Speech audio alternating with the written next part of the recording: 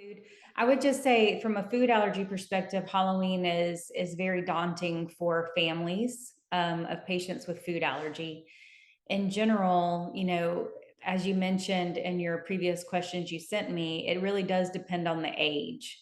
In the younger age group, they're much more likely to have the common kind of food allergy triggers like milk, egg, wheat, soy. Those allergens are typically outgrown as they become older. So in the older child population, meaning like elementary school and above, that's when the majority of those children should start outgrowing their food allergens, but they still have food allergies. As we all know, nut allergy, whether it's peanut or tree nut, is a major allergen. But then there are also still children who have milk and egg and wheat and soy.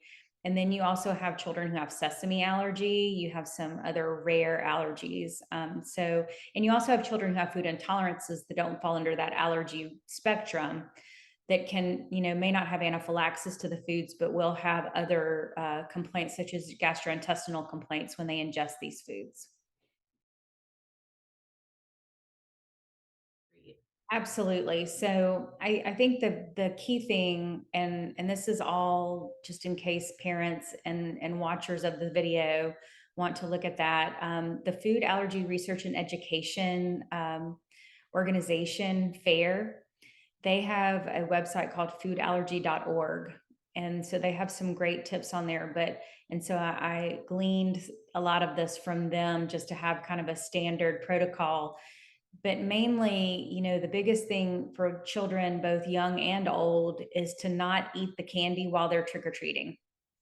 That's a huge deal. No eating of candy while you're out trick or treating. Like right when you get the candy, don't eat it, because that candy needs to be evaluated to make sure that it does not contain the allergens to which they're allergic. And as we all remember from childhood, as soon as we received our favorite candy, we wanted to eat it immediately. So I would say that's the number one rule, is that. In the past, I've had parents tell me that what they've done in neighborhoods in which they live for young children is distribute safe candy to their neighbors, like a goodie bag, just for their child. And especially in a community where you know your neighbors, then when your child goes to the door for trick or treating and does their trick or treat and is excited about receiving their candy, that they are given candy that is specifically for them, that is safe for them, provided by the parents ahead of time. So that's another option. The other thing that I highly recommend is that you don't eat candy that doesn't have the ingredients on the label. Because the snack size candies that are given out at Halloween sometimes contain different ingredients than the full size candies. So even if you've eaten this particular candy before, not had any problems with it, the snack size candy still may contain some of those allergens that you're trying to avoid. So that for sure is a big deal. And then also just not ingesting candy that you can't see the label, because the labeling on candies or foods in general are also going to tell you if it's processed, with other major food allergens. And so some children and adults can have food reactions from cross contact with allergens to which they're allergic, and they wouldn't even think about it by eating this particular candy that obviously doesn't have their food allergens in that particular candy.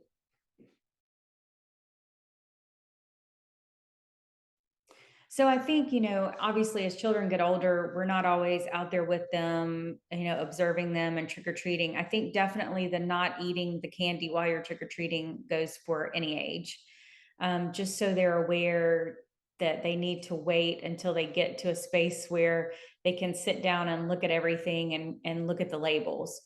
Definitely as children age, if they've had food allergy from a very early age, they're even better than their parents usually at being able to read a label and identify what they can and cannot have, to the point where some of them will even pick the candy that they want from from the actual house in which they're visiting that doesn't contain a food allergen.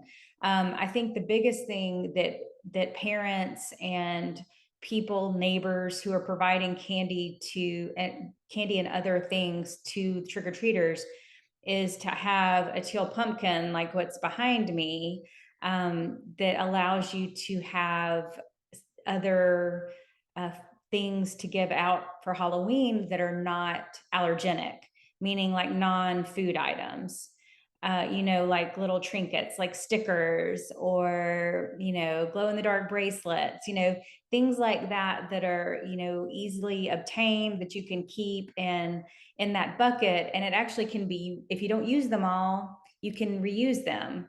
So it's nice that you can offer something that isn't candy to somebody with a food allergy. And I think too, like people who have the teal pumpkin, most food allergic parents recognize that and appreciate that. And they kind of also try to steer their children towards the teal pumpkin items versus like the food items, if that makes sense. So I think there's definitely ways to keep children safe, and like we all know, it definitely takes a village to have a healthy child. And in this case, with 1 in 13 children have a food allergy, and that's 2 in every classroom. So it's a huge deal. And especially if you live in a neighborhood where many trick-or-treaters come by your home, like it is super duper important to have something available that is safe for a child with food allergy to enjoy and to not feel left out in a wonderful holiday such as Halloween. So, in general, many of us who are pediatric allergists, probably all of us actually, recommend that the parent always carry an EpiPen, no matter what the situation is. And in this case, this is a situation that could potentially lead to some sort of accidental exposure, even with them being as cautious as possible. So, for sure, they should have their EpiPen. And for a severe allergic reaction, that is your first line of defense. And so I would definitely recommend that. It varies on what everybody else chooses to carry, but most parents carry their EpiPen and also carry like Benadryl as well. But in the case of any suspected severe allergic reaction, your EpiPen is your first line of treatment, and then seek care at an emergency center.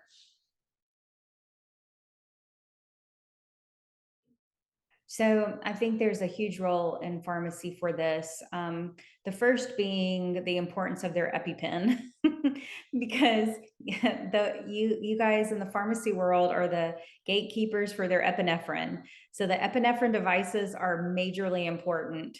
And also, I know that you guys also are wonderful at reminding them about when their epinephrine device expires, which is also super important because they may have their epinephrine device, but it may actually be already expired. And I would prefer that in a situation with high risk, such as trick or treating, that they have their current and end date epinephrine device. So that for sure is an important thing that pharmacists can do.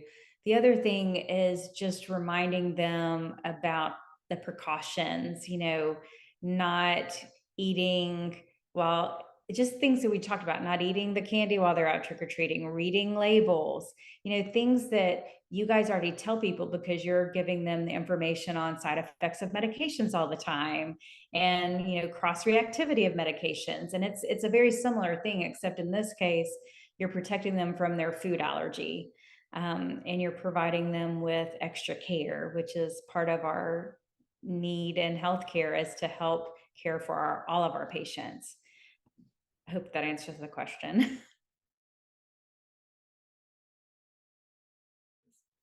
I think that it's really important, when somebody addresses or asks about an allergy, especially to food, that people are very open minded about it. I find that a lot of parents and people with food allergy are not respected or believed when they tell somebody that they're allergic to a food.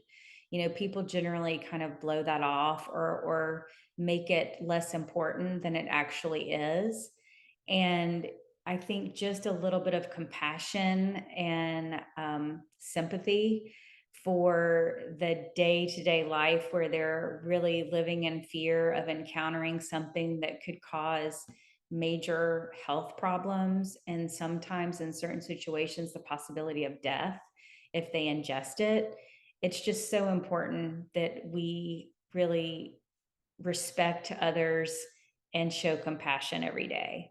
Whether or not you know anybody that has a food allergy, which I find very hard to believe now that the ratio is 1 in 13, um, that we just try to help others and really see the need in the community and step up and try to protect those children and adults that have this food allergy. And one of those things we can do is help enjoy a holiday, that a lot of us participate in and fully enjoy, and allow these people to not feel ostracized because of their, food allergy. They're, able to trick or treat, dress up, visit other houses, and feel safe in those communities doing so.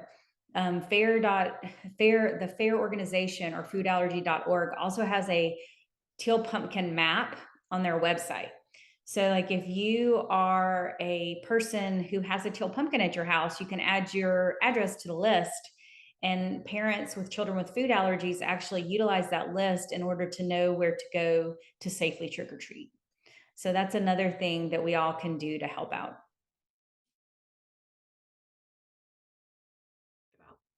No, I think, my whole spiel about about compassion with food allergy, I just find that is something that I really feel like puts a lot of stress and strain and anxiety on both parents and people suffering with food allergy.